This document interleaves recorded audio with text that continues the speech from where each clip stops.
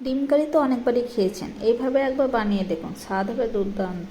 চলো ফার্স্টেই আমি ডিমটাকে সেদ্ধ করতে দিয়ে দিই।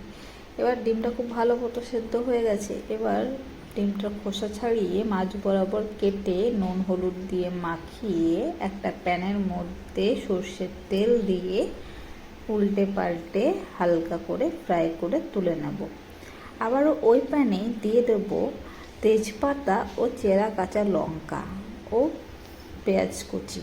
এবার পেঁয়াজটা হালকা ব্রাউন কালার হয়ে এলেই দিয়ে দেবো আদা রসুন পেস্ট আর নুন হলুদ আর কাশ্মীরি রেড চিলি পাউডার দিয়ে আর একটু জল দিয়ে দিয়ে কিছুক্ষণ সময় ধরে মশলাটা কষাতে হবে, যতক্ষণ না মশলার কাঁচা গন্ধটা চলে যায়।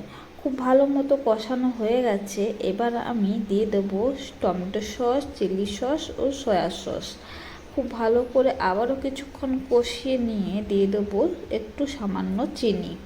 তারপর একটু কষিয়ে দিয়ে দেবো জল। তারপর ভেজে রাখা ডিমগুলো দিয়ে ঢাকা দিয়ে কিছুক্ষণ হতে দেব। তারপর উল্টে পাল্টে আবারও একটু গ্রেভিটা ঘন হয়ে এলেই একদম নামিয়ে নিলেই রেডি দুর্দান্ত স্বাদের ডিম কারি।